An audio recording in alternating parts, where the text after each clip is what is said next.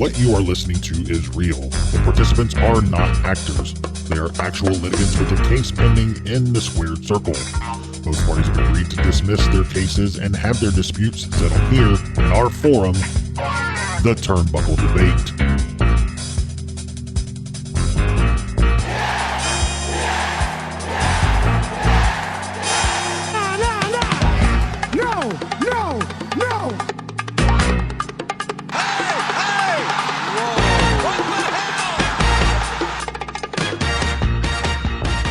Hey everybody, welcome back to the Turnbuckle Debate. I'm your host, Chad. I'm Tom, the OG Fit Kid, the staple of the Turnbuckle Debate. And we have a special guest returning for his third time, the triple threat, Jonah from Rewind Recap Relive. How's it going, man? It is going good. That's perfect too. R3 is what I say because a lot of people have a trouble remembering my show's name. There it is. Beautiful overlay for those watching on the visual platform. I love it. Yeah, so happy to be back. Shout out to the missing Sneed, who I heard off screen is suffering with an injury. Have to send out the best wishes. Hope he heals up soon. But I'm so happy to be back here. Yeah, we're stoked to have you back, man. Sneed, if you're hearing my voice open the show, you know something is instantly fucking wrong. So not having Sneed here to man the ship, it's not the same. He's dealing with that stack of dimes he calls a neck, as Stone Cold would call it. So best wishes to the Tavern Brother. But Jonah, tell everybody, you've had some stuff going on with Rewind Recap Relive. I know you've been working with a new project. Can you tell us about that a little bit? Definitely, yeah. So Rewind Recap Relive, it's running strong. We're not really on a weekly episode anymore. We're more, it's about 2 a month now, just dealing with some other stuff as well. And the other project in the wrestling world, if anyone's heard of Cafe de Renee, fun growing channel with Renee Dupree and Paul London are the mainstays of that. And then there's James, 90s Wrestling Podcast. You might have seen some of his stuff. And then myself as co-host to affiliate the action going on. But it's such a fun thing to be a part of. They've been running strong for about a year, headed on a year and a half. So to jump on now when it's never really exciting. And yeah, I'm loving still interviewing some wrestlers. Got some fun ones coming up. I just heard back from Homicide the other day. So I'll That's break awesome. that on here. Yeah, that'll be a fun one. Got some more fun stuff in the works for sure. And the world of wrestling, I mean, the more exciting things get that we're watching on screen, the more happy I am to be able to be a part of it on my own. And so, yeah, it's awesome stuff right now. Rewind, Recap, Relive. A beautiful font, too. I might have to steal this, Chad. Yeah. Well, I mean, it's exciting to hear all the new stuff you got going on. We're again, just ecstatic to have you back. I know the second time we had you, there was a long gap. We tried to shorten that gap up for the third appearance. I went back and watched the last one I was on. I think it was 3 months ago, right? I just wanted to see when it was. I feel like that's what we're at now. So that's a good steady, what is that? That'd be what, like 4 times a year or something? That's solid. Yeah. How could they miss you if you never go away, right? Who said exactly. Cornette. So yeah. A quarterly appearance would be nice. Quarterly is great. But yeah, we're here to debate 3 fresh topics. So I say we dive into that first topic. What do you guys say? Let's go. Absolutely. Let's do it. Topic number 1. Does GCW's FITETV Plus deal that was just announced make them the number 3 promotion in the US ahead of Impact Wrestling? So right now we've got obviously WWE, King Titan, number 1 of the pro wrestling world. I'd say AEW fits pretty nicely in that number 2 spot in the States. And that number 3 spot, there's some movement. There's some opinions to be had. So GCW, are they now the 3rd promotion in the United States? I'll say this. I don't think it's just now. I think it's been for the last year because more than any other company, more than Impact, more than MLW, we hear people talking GCW. We've heard it pretty much since the whole Cardona thing started. It's put them on the map. I Yeah, I absolutely think they are. How often has somebody said to you, "Did you see this on Impact?" Or do you hear people talking about it? You don't hear it at all. I'm trying to think of even other promotions outside of New Japan, but that's their own entity, and that they're awesome. But talking about U.S. promotions, yeah, I think they're absolutely the third promotion. I don't think anybody's really close at this point. I would say, for me, like I think GCW definitely has the groundswell of the hardcore fan. I think there's a youth movement under it. It's got that ECW attitude. It's almost like, there's WWE and then AEW is WCW and GCW is ECW. It kind of has that flavor to it. The only thing that makes me pause to say they're number 3, I do think they fit a little nicer into that ECW kind of correlation, when people compare them to that. And I think the Fight TV deal definitely helps them. But Impact has a weekly show. I know GCW puts on events all the time, sometimes double shots, twice a month, sometimes even more than that. They do a lot of work. But for me, until you have that, I know they're on, what is it? What's Access TV? That's the thing. That right there. It's like, where are they? That's a big deal, but they do have like the pedigree of the past, and they do have that weekly where I can follow you. Like, it's not just GCW has, I get the feeling of we're just getting to watch their independent shows. They're very much a live company. You want to go see GCW live. They're not we're telling stories week to week company. And I think in America, wrestling is built on that serialized, I'm tuning in every week to follow my stories. It's the Mel soap opera, Absolutely. If GCW brings in an element of a weekly show, or maybe not even a weekly show, if they really start ramping up the storytelling in their cards, I think they could easily slide into that number 3 spot.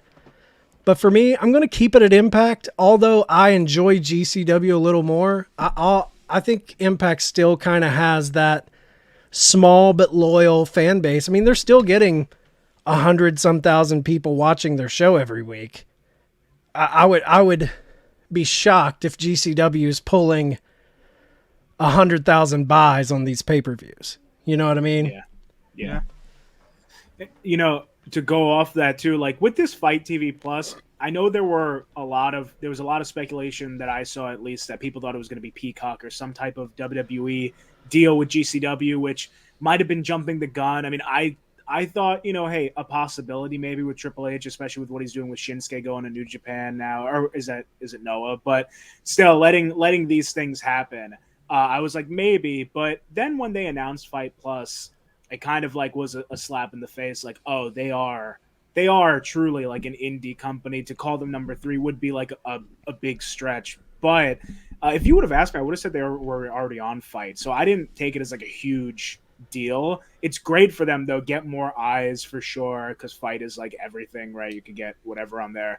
But when it comes to GCW, you're so right, Chad. It's a live product, and it's based on that one guy right there too. That's sitting there is Nick Gage. Like, in between the time, I'll plug one thing. In between the time that we've talked, I interviewed Nick Gage, lucky enough to interview him, and it was the coolest experience, so down to earth. And I saw an article that came out, I think Brett Lauderdale was the one who called him the indie Undertaker, and it couldn't be more true. Like, I didn't even watch GCW a whole lot. Like, I knew about it and watched all of his stuff, but before I interviewed him and after I interviewed him, I'm like hooked. Like, if you just have one simple connection with this guy, if you see him when he comes out and that crowd like moshes with him, it's like nothing Impact or really any company has to offer. Like, he's special.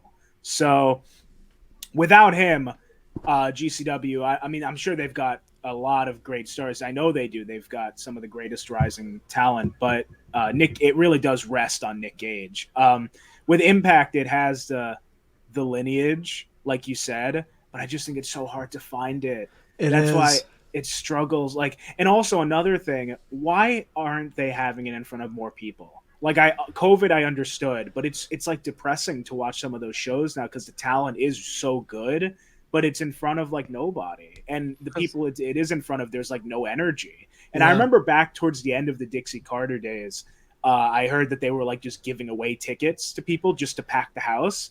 And I get maybe that's a losing. Like I don't know what the financials are in terms of doing something like that, but I'd say do it again. At least do it for a big pay-per-view, right? Just to give the feeling that Impact is, you know, something again, that people do care. They're already giving tickets away now, so I guess Well, they don't want to have to go to a bigger venue and give away even more tickets. But just I agree. a little bigger, right? Yeah. It does hurt the product when you turn it on and there's only like 5 rows worth of fans, and it's not loud, and loudness makes wrestling better, even if it's not great. Like you seeing a crowd into something always helps the show.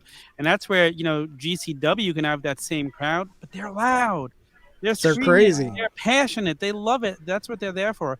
But again, I seem to think GCW is a little better than an indie show, because when I think of indie companies, they're always localized to like a certain part of the country. GCW not only runs across our whole country, but they go overseas and run shows too. Yeah. They're kind of stuck in between indie and full-blown promotion right now, and I think they're a little more towards full-blown promotion. No, 100%. You're right. They're touring more like the big leagues, but they're kind of in a hard spot where their brand, they can't do much more. I feel like, say if they would have took that Peacock deal, it would have hurt them. Oh yeah. Like their hardcore base would have been so upset, because if you watch GCW, I mean, the commentators are dropping F-bombs left and right. Yeah. Like everything about that product is independent, in your face, full of attitude, even more so than GCW was from just a vulgarity standpoint. I mean, they go for the throat. So it's like, I don't think getting on cable TV is the move for them. Now, they were on Fight TV. They were offering, you know, that's where I would buy their pay-per-views through. I guess now they're just a part of Plus, which the only thing that makes me pause about them being, I do think it's a phenomenal deal. I mean, you're paying $4.99, you get all of their content. You cannot beat that. Yeah. But when NWA Power kind of folded from their YouTube series, you know, before the pandemic, NWA had Ricky Starks, Eddie Kingston, Homicide. All their roster was very impressive. Pandemic hits, they have to close up shop for a little while. When they came back on Fight Plus, where you would have to pay to watch Power, and they took a nosedive. Yeah. No one knew they were there. No one was willing to pay for it, and it had to get to it. They're still offering their stuff on Fight Plus, but they had to like incentivize people to kind of tune in back to the product. So now if you pay for them on Fight Plus, you get Power on Tuesday, but if you wait 3 days, that episode of Power goes live for free on their YouTube channel just to draw eyes to them. So it's like, I wonder, will Fight Plus grow GCW? Because right now I think the growth of GCW is from the live experience. I just wonder how much Fight Plus will help them grow even more, you know? I think it'll help tremendously, because myself, for example, I wouldn't order shows sometimes just because I'm not going to be sure if I'm going to be home to watch them, spend $15-20. Now I could get every show for $5 a month and watch it at my leisure. Like, and I think there's a lot of people like, that's a bargain when they put on about 4 shows a month, because usually when they do a weekend, they do 2 shows a weekend. So say a minimal of 4 shows a month for $5. Like you can't beat it. Plus all the other stuff. Now you can get NWA. Maybe them joining Fight Plus helps NWA. Maybe it draws more eyes there to people who didn't know it was on there. Like, this could be big for everybody on Fight Plus. And I think it goes back to what you said too, Tom, like GCW bordering on being like a full-blown promotion, because their production value is actually really good. And I remember like back, you know, I don't know if you've ever heard of this company, PWS, Pro Wrestling Syndicate. That's where like Falaba, and Kevin Matthews and a couple other people came from. But that used to like operate up here in New Jersey. Maybe you went to, I don't know, Tom, you ever go to shows? No. PWS back in the day. Well, it was cool, but one day they got a TV deal. I don't know how, but they were on a channel that for some reason I got. It wasn't a known channel, but they had it. And I just remember watching the first episode, and just even as a kid, this was probably like 2012, just being like, oh, it's not working. They're filming it on like flip cams and stuff, you know, or, probably a little bit better, but it's not made for TV product. And I think that GCW has a plus, an advantage there, because like it is indie as hell, and the commentators are vulgar, and the whole product is very unique and not everyone's cup of tea, but it's filmed really well. And if that's all it takes and they're on Fight, like I think it's going to do great for them. I'm just interested to see if a lot of their other talent gets over, because like they have a ton of great people, but as I said, like it really is Nick Gage, and they have that loyal base that knows everyone, of course, and they've got some great ones mixed in there. But you know, I think what you said with building stories would be interesting, because the biggest names that I know when I think GCW are like a Gage, a Moxley, a Cardona, you know, and then like a Chelsea Green, I guess, right? But these aren't like GCW talent. Like I guess a Jordan Oliver would be the most indie Effie one. Effie, of course. Effie's Effie big. But other than that, yeah, I'd like to see some like true GCW homegrown stuff. I feel like it's flashing back to AEW, but like I'm not even saying it just to legitimize them. I'm just saying it just because that would get me to watch. You know, make some more characters out of it would be pretty cool. And they do a little bit of that, but it's not that, you know, there's a lot. They're catering to the town they're doing the show in. Right. You know, they're wanting to give you a match. So a lot of times there's not necessarily that this match isn't like a payoff of a story we've been following. They do have some of that. Like they'll, you know, Cardona was tied into some stories. Nick Gage and Moxley had that career versus title storyline going. But it's big event to big event instead of that, you know, that weekly show keeping you up to date. Now for you guys, you know, obviously GCW kind of has the fervor of the fans. Like it's just exciting. It's that exciting new product that I feel like gives them the edge to claiming that third spot. But Impact Wrestling clearly has the better roster. I mean, they have arguably one of the best women's divisions in wrestling, highly underrated, never talked about like it should be. Always have. Yep, always have. I mean, they've got people like Moose. Yeah, Josh Alexander. So do you guys put more onus on just kind of the vibe surrounding the company?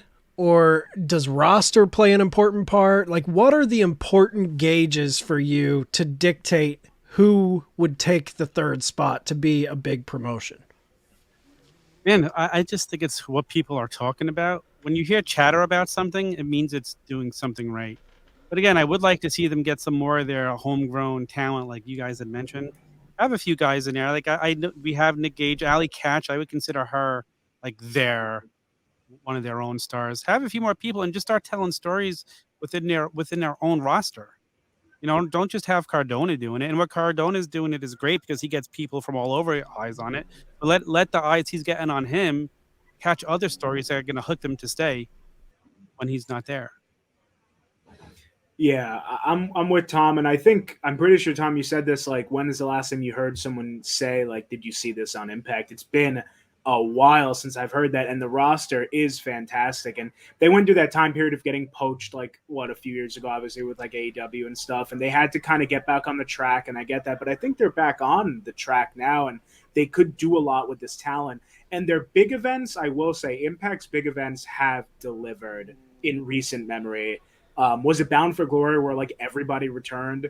Or was that Slammiversary too? Slammiversary. I like that. You know, bringing Bully Ray back. It's cool that, you know, Bully Ray I know isn't for everyone, but I like his history in Impact. It made him like a singles competitor and, you know, cemented him there. So that's cool that they've got history at this point enough to bring people in.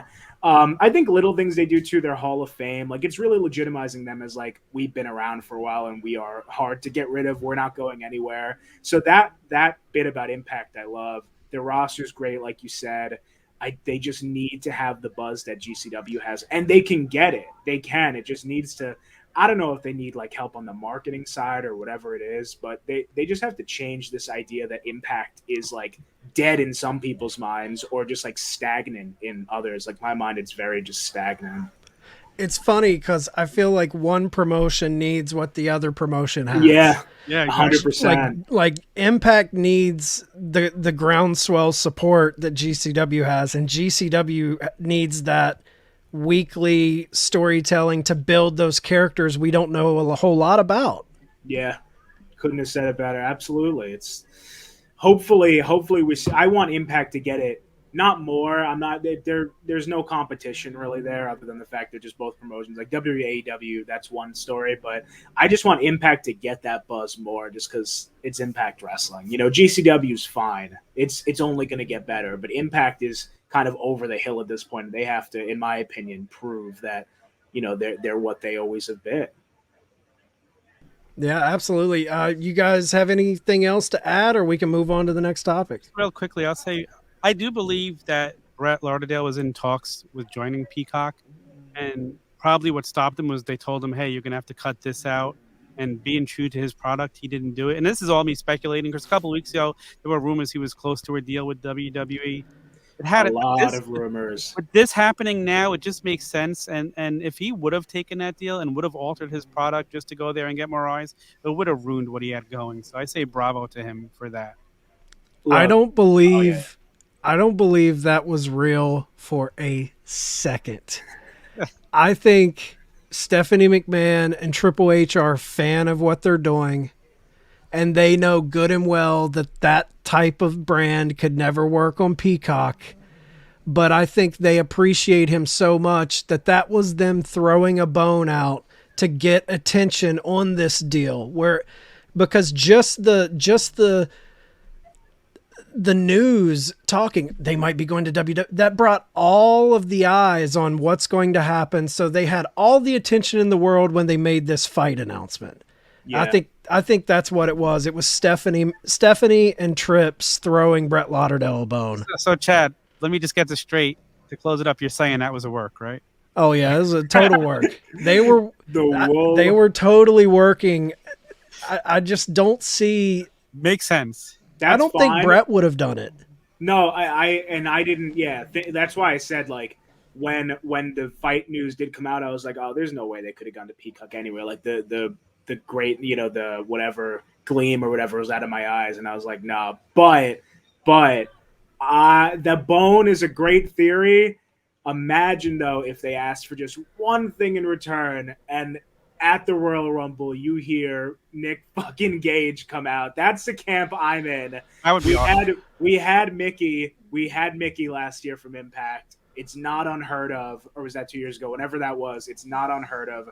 I don't know. I mean, it's such a far-fetched thing, but I just think it'd be so cool.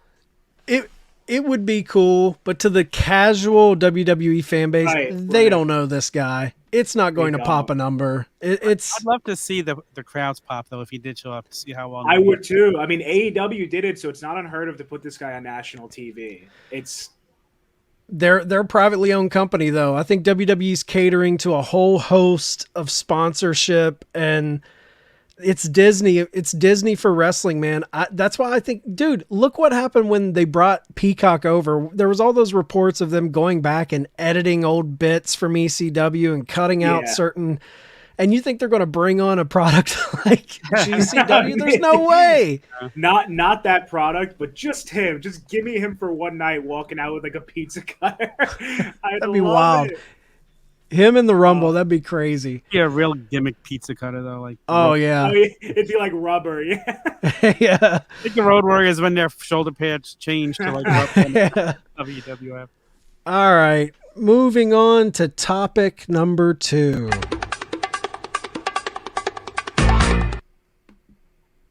What's left for Brock Lesnar in the WWE? Now, Jonah, this was your topic you brought to the show, so I'm going to let you kick it off. Thank you. In true Sneed fashion, right? That's the last time I've been on here. I picked this because this guy is just my guy. I've probably said it before on this show too. He gets me hype. Brock versus Bobby is a fun one, and I think that's probably going to play into WrestleMania. But after Bobby, I have no idea what's left for him, because looks like Roman is keeping these belts for a little bit. You know, I think that even if Roman, not to get too off topic, but if Roman loses even one of these at some point, I think he's going to keep the other. So like, and I don't think we're seeing Roman and Brock clash again, hopefully. So yeah, what's left for him? I don't know. I mean, he's Money in the Bank, Elimination Chamber, Royal Rumble, multi-time champion. He's Brock Lesnar. I'd like to see him work somebody newer. Personally, if there's one person I'd like to see him finally put his differences aside and work, it's Matt Riddle. I think that'd be really cool. But these are just fantasy bookings at this point. I don't know what's really left for him in terms of accomplishments. You know, maybe put the belt on him again when it's finally away from Roman, but that's going to be a while. And I love him, and he still gets me hyped, but I got no idea what's left for him. I mean, Lashley makes sense. I hate the way they did it. They made him drop the title. It wouldn't have been cool if they elevated the U.S. title and made them fight over that.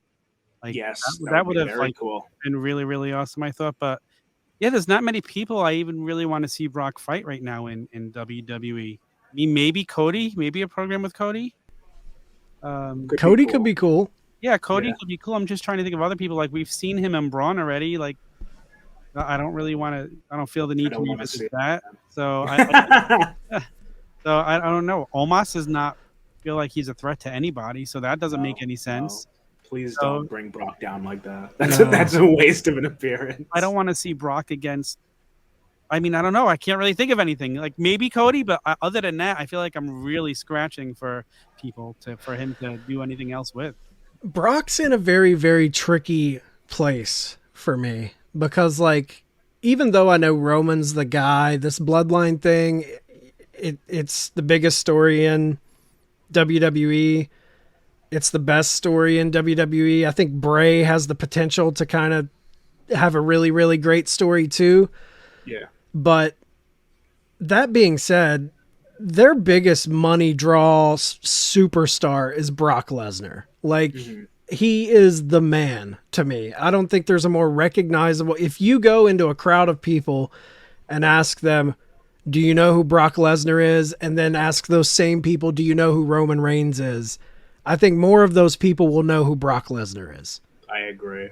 And he's in a spot now where I think Roman has that belt tied up for a while. I don't think Lesnar's going to be sniffing that belt. I think the person who ends up taking that belt will probably be Cody or some new young guy. So it's like, I know Lesnar's kind of keying up with Bobby Lashley, but do you see Lesnar just being a middle to the top of the card guy, not around a belt, elevating? He's really good about putting over people. I think he's very underrated for that. He sells his ass off when need be. He puts people over. But as a fan, I don't want to see the Beast Incarnate relegated to mid-card matches he'll never be a mid-card guy, but you know what I mean? Like not the main event, not the real deal. I don't want to see him just getting into that space where he's putting over the young guys. I know everybody has to fall on their shield at the end of their career, but man, he's such a physical force and presence in the pro wrestling industry.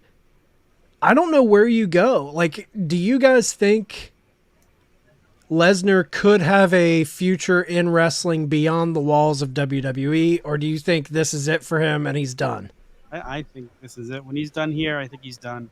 I was just thinking about it a little more, though. You know who I wouldn't mind seeing him have a program with? Could really help? Maybe down the road, a Braun Breaker and him could be a fun program. That could be fun.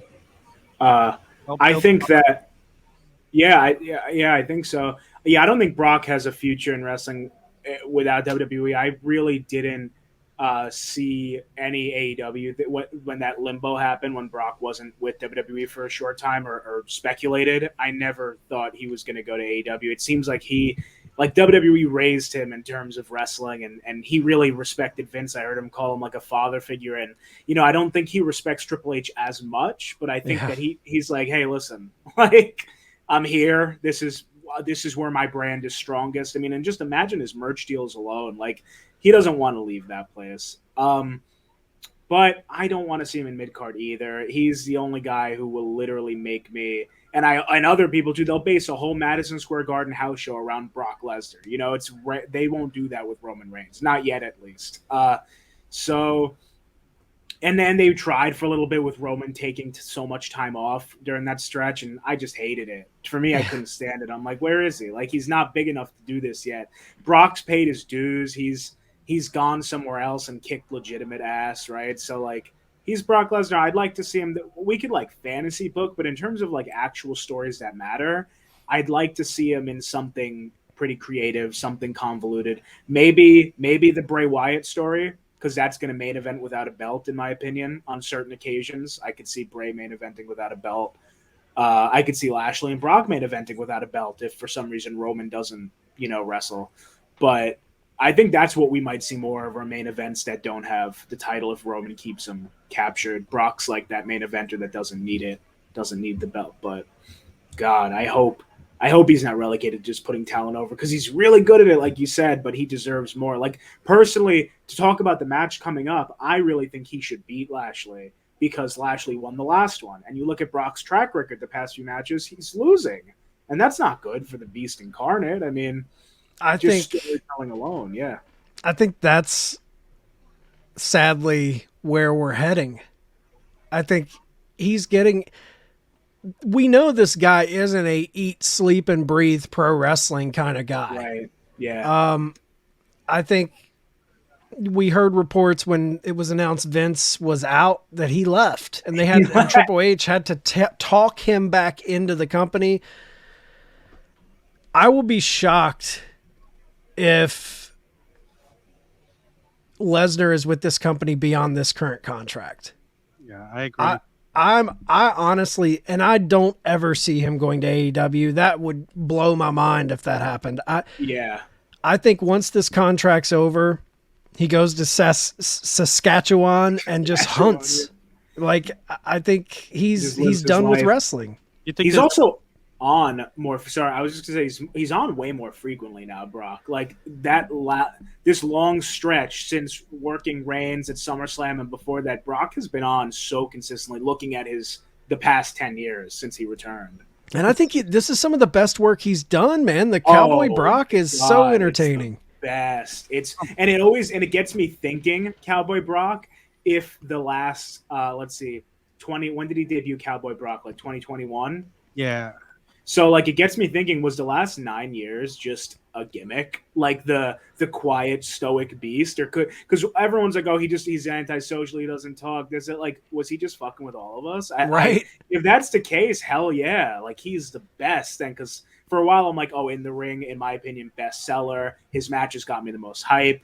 But if he was really that well, like, he was the only one keeping kayfabe alive in that sense. Yeah, yeah. He looks like he's having fun now. It's like a much different. He does. Than we've seen of him, and he is a star. You think back to the Royal Rumble, how he made that Rumble where he was just eliminating people, and then when McIntyre eliminates him, the way he sold that. It's one of the best booked Rumbles of all time. I was ready to throw stuff at my TV as he was eliminating people, but like, they did what they needed to do. It was such a great story that they told. But I would love for them to come up with something for him. But again, I agree with you, Chad. I don't think he's going to be around much longer. Whenever this contract is up, I think he's done. I don't think he's going to turn into the Goldberg, coming back twice a year, losing, putting. He'll come back for a Hall of Fame induction, but I think when he's gone, he's gone. Yeah, I don't think he's going to be popping up at Raw 30, Raw 35. I don't. He's not that guy. I picture the phone call. I'd love to hear it. It's like, I'm not going to that shit. Fame speech. Thank you guys for the money. I made a lot of money over the years. Especially with Vince out of the picture. Yeah. That's stuff that he would have done for Vince. Yeah. Like, if Vince would have called him, I feel like he has that, like you said, he looks at Vince like a father figure. I just don't think he's going to have that kind of, and I think he respects Triple H, but I think there was a different respect there with Vince. And he's in a tough spot, man, because like all the stuff that comes to my mind that's very interesting to see him match up with, at the same time, it's been done. Right. Like, I still feel like there's meat on the bone to him and Roman. For whatever reason, I don't feel like that story's totally buttoned up. But at the same time, if you give me Roman and Brock again, I might put a gun in my mouth. You know what I mean? Like, it's one of those things, like, everybody that seems like a reputable feud for him has been done. You know, him and Seth Rollins, there's been a lot of stuff just tread, and all of the new stuff that he could possibly get into with maybe Bray, or, you know, you said Braun Breaker coming up, a way to get that kid over.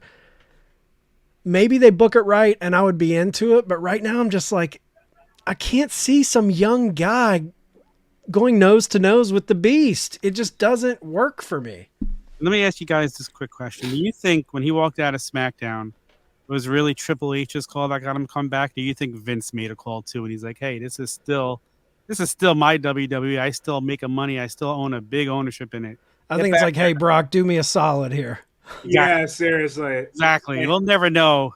Well, we know that that is Vince's birthday dinner, Brock Lesnar was there in New York. He was there. Yeah, and that's a lot to bring that guy here. I mean, he doesn't. Yeah. Middle of New York City. I mean, that's crazy. Bar hopping with Lesnar. And by the way, that's another thing. Pat McAfee, like, what does he have? He has like a golden touch with these like veterans, these legends who are so hard to break through that exterior, and Pat's just chilling with all of them. Yeah, it's crazy. Pat's good like that. He's just one of those guys. Everybody loves him. He went to WVU, which is in my state, so I love Pat McAfee. Yeah. Always high on my list. Yeah, it's crazy, man. I think a lot of people are probably listening to this topic and they're like, what's left for Lesnar? They're just going to keep using him and putting him in different feuds. But I do think Lesnar is in a rare air where you can't just ride him till the wheels fall off. I just don't think it works with this guy. No, I agree. Yeah, I mean, when he loses, that's why I love Brock so much, is because like he's still going like he did 10 years ago. I haven't seen like an inkling of slowing down yet. And eventually he will, like everyone does. But man, Brock is something else. And that's why I love every time they bring him back. I mean, he just went through the barricade and a table, looked brutal, the other week. I mean, that pull apart was awesome. Well, yeah. Everything he does is just so good still. So we'll have to see, but I hope he sticks around at least for a few more Manias. It'd be cool to have him for Mania 40, something big. I don't know what you it would got be, to. Yeah, it makes sense. You guys have anything else to say, or you want to go to the next topic? Go to the next one. Next one. Here we go. Topic number 3. Has Triple H hit a home run with his recent takeover from Vince McMahon? And if he has, how long will it last? I'm going to call it a ground rules double. I don't think it's a home run yet. It's too soon to tell. He's done, like, we got some pops with some returns, and the shows are definitely better watching. But I watched Raw the other night, and I'm thinking, is this really much different than what we saw with Vince? Like, the wrestling's definitely better. Like, the show flows better, but it's still not off the charts. Oh my God, I need to tune in every week. Like, I could definitely sit through it, and it doesn't seem like 6 hours trying to watch 3 hours anymore. But and again, he still has a lot of things that was still left over from the Vince era there. He's still, he rushed to do Damage Control, and we see them getting some different type of booking now than when they first came in. Is he having second thoughts on that? Got to give this guy a full year so we could really see it till it fully becomes his. But like for now, yeah, it's a grounds rule double, not a home run yet.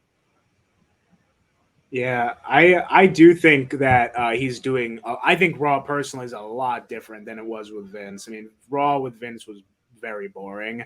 And Raw with Vince was watch it on your phone, the next day.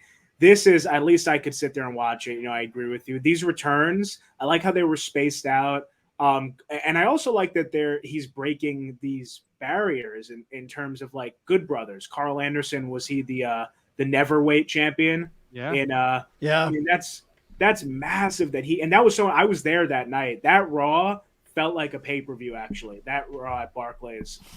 Brock unannounced, Good Brothers unannounced. And the thing with Triple H, the biggest thing for me, is he seems like he's doing this for the fan. and I know WWE is still catering to, like you said, a lot of stockholders, a lot of sponsors, but the little things like dropping these gimmick pay-per-views like we've just heard of that he's going to do, that helps nobody but us who have been clamoring for that for years. You know, he's kind of walking that tightrope, I think, or at least he's trying to care about the details, which Vince just, not that he never did, but he just grew tired of doing. Stipulations are back. We're seeing a last woman standing match, I think, at Saudi, if I'm not mistaken.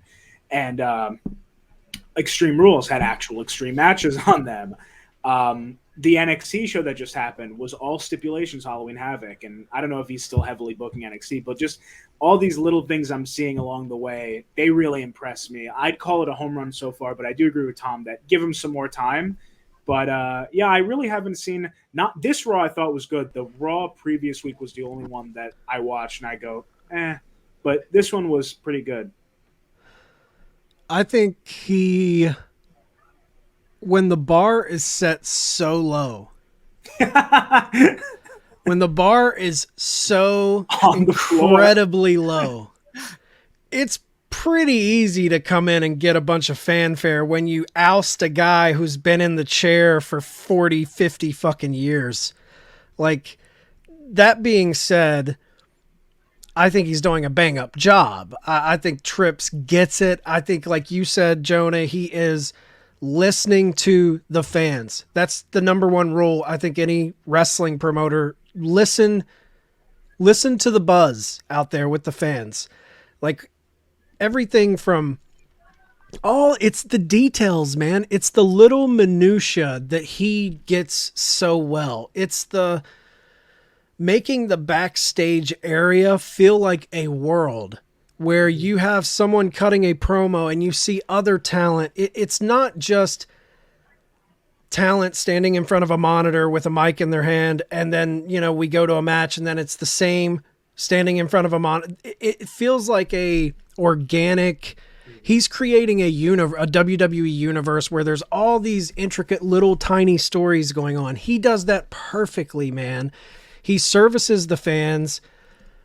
I mean, he brings back Bray to a cinematic, huge. That was beautiful. He brings him back in a way we as fans deserved to see him brought back. He's bringing back people's names. Everything he's doing is righting the ship of what made a lot of longtime hardcore fans unhappy under Vince. But again, Vince had booked Raw into a dumpster fire to me. That show was really, really hard to watch for 3 hours. Yeah. Didn't feel like wrestling anymore. No, I don't know what it was. It was like a variety show. You know, it did not feel like pro wrestling. When will it end? It's wrestling. It ebbs and I always talk peaks and valleys. Right now, he's the hot young kid on the block. He's the new Booker man. Everyone's in love. All it takes is one bad decision and the IWC will turn on him.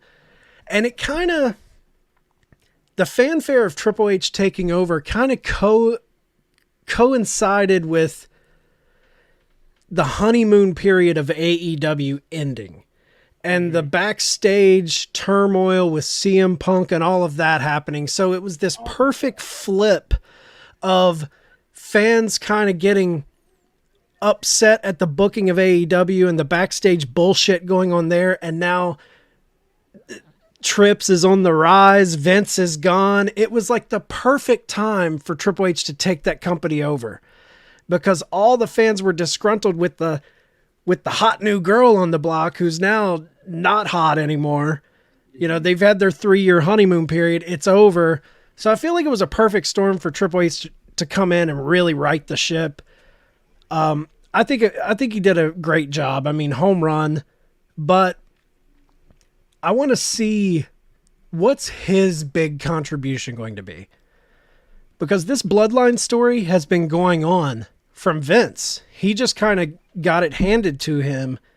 Yeah. What's his first big real story. Is it Bray? I guess we could say it's Bray right now. I feel like it's going to be Bray, and whatever this Uncle Howdy and whatever Bray builds is going to be very interesting.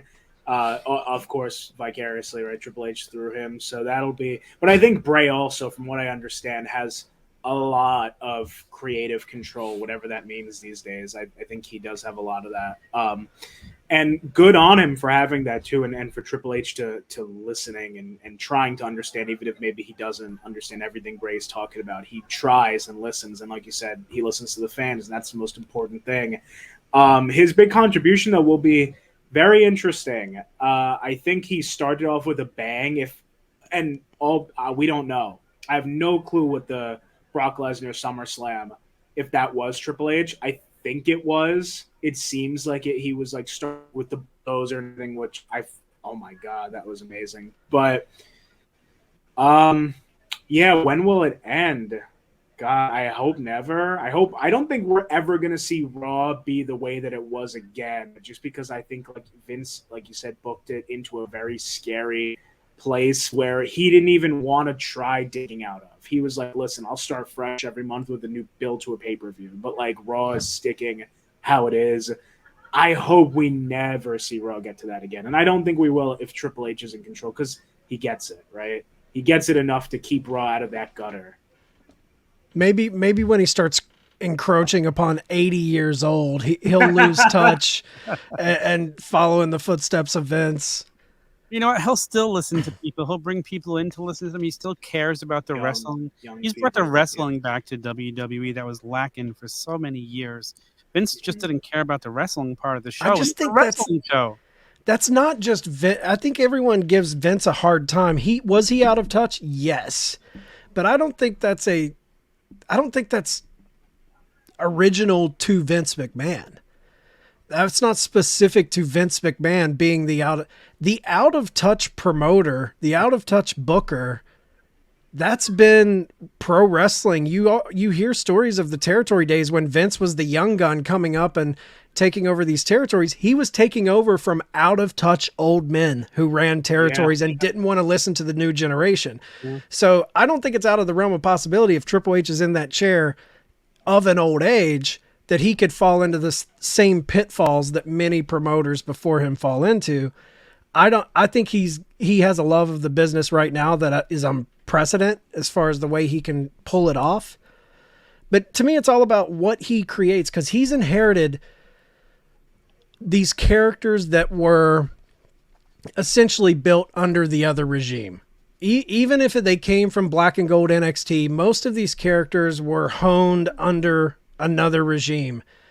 And when you think of Vince, when you think of Bruce Pritchard, when you think of like Pat Patterson, all of these like minds for the business, there's always something they hang their hat on. Pat Patterson created the Rumble. Bruce Pritchard created the Kane Undertaker story that was so famous. Vince was responsible for the Undertaker gimmick. He was responsible for the Stone Cold McMahon feud. So what's the next thing? And I'm not talking about a moment. When Brock brought out the bulldozer, lifted up the ring, that's cool. That's a cool moment. But I'm talking about a landmark, huge storyline that will transcend wrestling, and we look back and be like, remember that feud. Remember that year run. That was incredible. Yeah. That's what I'm waiting. How's he going to put a true stamp on his legacy as the new booker, the new promoter of this company? I don't think he's done that yet. No, he hasn't. And it'll be fun to see as he comes to his first Survivor Series, his first Rumble. I'm excited for his first Rumble. And then I can't wait for that first Rumble. I'm going to say right now I'm headed to Mania, so that's big for me. I want to see who I'm watching in the main event. Yeah, I want it to be The Rock. I think I said that last time. I'm sticking with it. But in terms of new stuff, though, of course, what is Triple H going to hang his hat on like that? I feel like we got to watch what Cody does, because Cody I was going to say the same thing. Yeah, Cody's very untouched by Vince. All he did was, because he got injured, right? All he had was the Rollins match, which was fantastic. Then he had another fantastic Rollins match. But virtually brand new is what we're going to see when he comes back. So whatever Triple H does with him, and Cody has literally endless potential in that department, is going to be really interesting to see. Dude, right now he's in a perfect spot because he has 2 irons in the fire that if he pulls them out the right way and lays them out, I think Bray has the potential to be a very, very great storyline. Who knows where it goes? They have a track record of not being very good on the Bray Wyatt follow through. It's always great in the beginning and it fizzles. So I'm hesitant to say that's going to be the one, but there's potential there. And like you said, Jonah, I think Cody Rhodes, there's so much built-in story there where he could really make a transcendent storyline with Cody Rhodes if done correctly, because Trips, one thing about him, he loves Dusty Rhodes. And I think if he tries to honor Dusty through an incredible storyline with his son, and if it's handled in the right way, that could be the first storyline, especially if you intertwine Cody somehow, some way in that bloodline angle, and you pull it off. That could be Triple H's first, like, here I am. Here I am. Yeah. This is my first big angle.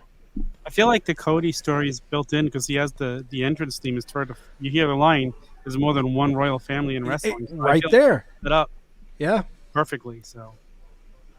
Well, I mean, you guys have anything else? I thought this was a good discussion. That was a lot of fun. It was solid. No, thank you guys again. I mean, I don't want to ride us out yet, but this was very fun. Yeah, I think we got all of our points in. And I just think all in all, I mean, wrestling, none of these were really negative too, big takeaway. These are all just positive and looking forward to the future of wrestling. We're not really trying to change anything. We just want to see where it's going. And I think that's a big adjustment from some of the past debates. So that's, different. So that's awesome. Awesome. Yeah. See. I feel like in pro wrestling right now, even in the 2 major promotions, AEW and WWE, the big running theme for me right now in both promotions is hope. I have a hope for big things. I think Triple H is doing a great job. I think Tony with Mox and Danielson and Jericho kind of stepping up in important roles. I think coming out of that Punk debacle, I think there's hope there for what do we have coming ahead of us. So it's a fun time to be a pro wrestling fan. It really is. Let's end it with this, guys. We're getting to see something this weekend we hoped we'd never see again. Crown Jewel has been moved to the Performance Center. Really? Quick thoughts on that. Wait, are you serious? Yeah, it was announced while we were recording the show. What? Yeah. I heard that it might be canceled, but holy shit. That's huge. I mean, you can't. That's a smart business move. If you take your talent where there is an imminent threat. Who would ever go to a company again if they thought they were going to be forced to go overseas to somewhere where they weren't safe? So it's a very smart move. I'm not looking forward to another performance center. It's like a nightmare. Let's keep your roster safe. That's more important. And yeah, no, of course. Damn, if only they could book like a stadium within a day, right? Damn it. Yeah. What a way to end us. Jonah, let everybody know where to find you on social media. Right there on that screen, if you can't see it, it's Rewind, Recap, Relive on YouTube. Tons of great interviews, so many more on the way. Most recently, we got Nick Gage, WCW legend Crowbar was a fun one. Got Homicide coming up, some more exciting stuff, so keep your eyes open. Rewind, Recap, Relive, at R3Jonah on Twitter. And definitely keep up with Cafe Day Renee too, a very fun project. And 100% the most important one, subscribe is Turnbuckle Debate. Tom, get it in. The music's kicking up again because Sneed isn't running the show. So get your shit in, Tom. I thought that was so perfect. It went to the end. On Twitter and Instagram, Big Night every Tuesday, 7 p.m. Eastern. Sessions is back on Wednesday mornings.